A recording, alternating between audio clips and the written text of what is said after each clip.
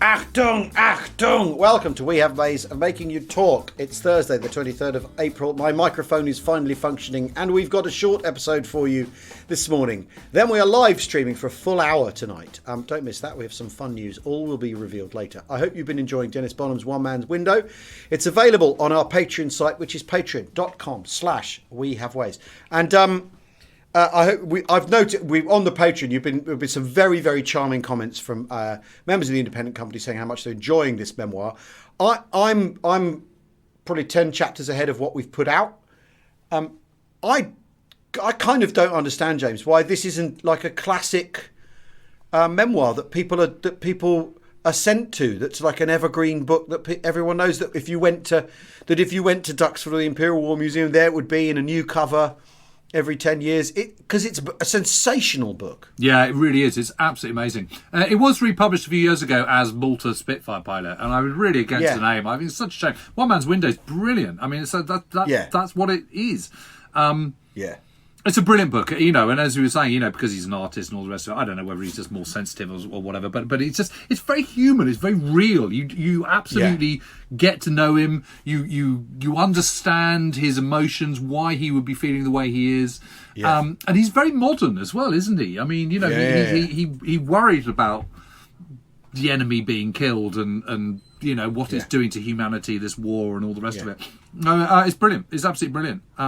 Yes, this sort of decency is the thing that shines through, and there's that really interesting thing where there's the Italian bomber that's shot down and the guy bails out, and what happens to him? Yeah, and they all go ha ha ha, isn't that funny? He goes, yeah, I suppose it is. I admit it. I'm part of a war machine. I'm part of the RAF. It's so interesting, and he's trying to sketch a self-portrait, and he doesn't recognise himself because he's festooned with the equipment of the paraphernalia of mechanical war, as he puts it. And you think this guy is he's being so thoughtful about all of it, and that's really, really interesting because after all, you think of the 1940s as chaps with stiff upper lips just coping, and he's explaining his stiff upper lip, how it works, what he's trying to do, how he's digesting his feelings.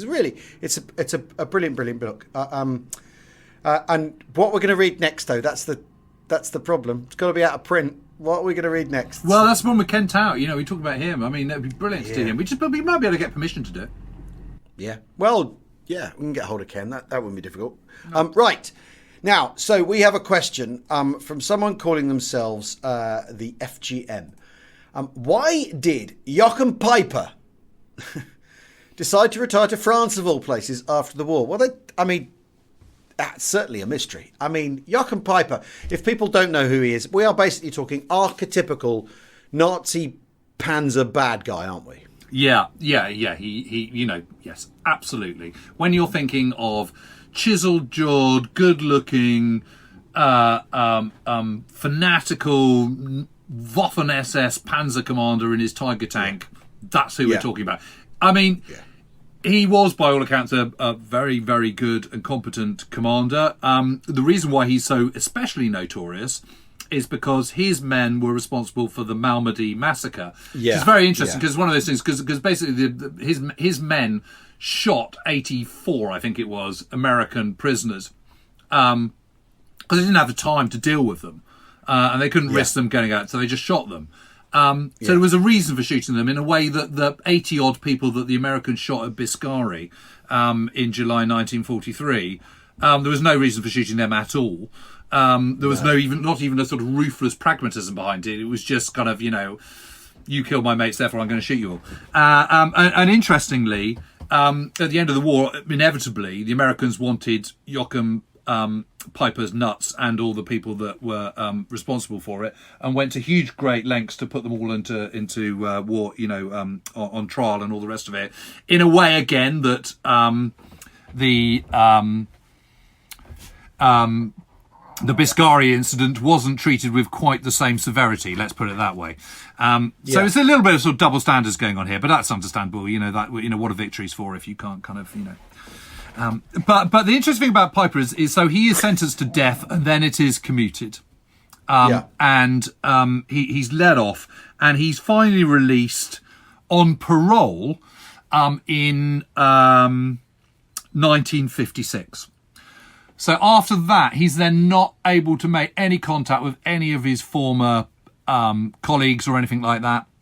He is completely bound by his parole for another couple of years. At the end of the couple of years, he ends up getting offered a really, really fantastic job by Porsche as company secretary at Porsche.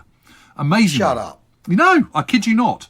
And only when it's put to the board, they go, I'm not sure this is good for our image to have a kind of, ex-convicted Nazi for war crimes as our company secretary. And he was Leibstandard. I mean, he was absolutely like fanatical SS, politically motivated. Yeah. Completely. Like sort of a paradigm, not paradigmatic SS Nazi bloke. Yes. Complete embodiment of the thing. Yes, completely. So anyway, then he's offered another job by something like IG Metal or something like that. And again, it's then kind of, he's offered it and then he's not able to take it up because of, internal kind of people not wanting war criminals in high positions. So he then gets a job working, I think he's a Volkswagen salesman. So he's in the motor, he's a man in the motor trade.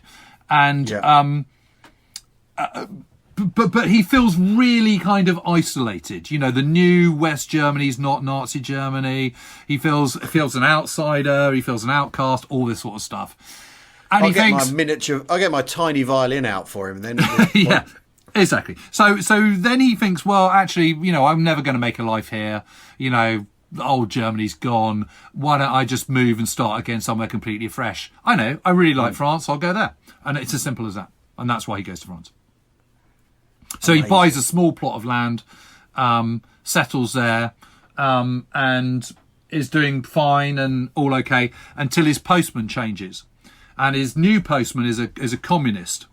And he recognises who he is and tells his mates. And they start sending him threatening letters going, we've got your number, we're going to come and do you in. And there's petty theft around his property and all sorts of things. And it sort of escalates, this sort of vigilanteism. And it ends up with a kind of a shootout at his house on Bastille Day in 1976. I've just looked it up. And they set fire. They set fire to the house, and he goes out firing. And I think a couple of the guys got killed as well in the process. And he was shot and burned to death. And that was the end of it. Wow. Yeah, no, it's quite a story. It's quite a story. But he's very interesting because he's part of the Foreign Military Studies program, which was put into action at the end of the war by the Americans. Yes. The British were doing it as well, but the American one is the FMS series. So he occupies that quite strange position. He's one of those. He's actually one of those SS tank commanders that the Americans kind of like dig, because they're looking for answers to how to fight the Russians, right? And so he's and Wittmann's one of these people as well. There's this I think fetid Nazi glamour around them that has somehow survived regardless of the stuff they got up to. And I know you're absolutely right that the Malmedy has echoes of what happened in Sicily. You're absolutely right. But like you say, what are victories for? And it is, after all, the Second World War is about saying, actually, no, Nazis are, the way the Nazis do things thinks is wrong, and the way we do things is right. I mean, that's basically what the war's being contested about. But he had little regard for his men's lives. He wasn't. I mean, yes, he was an inspiring and dashing commander, but he also, he was a total bastard. I mean, he's an absolute rotten shit, and the kind of officer that wouldn't have lasted 5 minutes in an Allied army, because he was reckless with his men's lives, didn't care about them, was sort of politically motivated in a completely harebrained way. Yes, I mean, it's that kind of sort of tactical chutzpah that successive historians have come to admire so greatly, particularly in the 70s, 80s, and 90s, have fallen in love with. Kind of completely disregarding the fact that Allied armies are infinitely superior for their humanity towards their own men. I mean, it's kind of one of my beefs against Patton is the fact that Third Army has greater casualties than any other Allied army in Northwest Europe because he drives them so hard, and you don't need to do that. And you don't need to do it like that. You don't have to. Exactly. But the thing about Peiper is it is very interesting because one can read.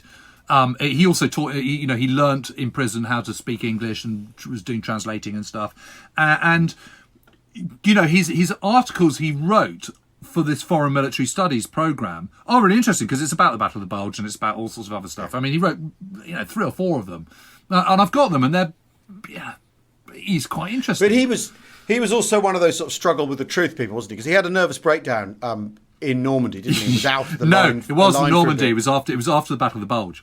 He disappears. Right, okay. Yeah, after the Battle of the Bulge, he's in hospital for about a month, and there is this rumour, but there's this rumour that he was absolutely off his tits on pervitin, and that's what prompted the breakdown. Because if you're going 7 days without sleep and taking 5 pervitin tablets a day, then your body is still knackered. It's just your brain is being told that it isn't, but you still are absolutely stuffed, and so that's why he's in such trouble.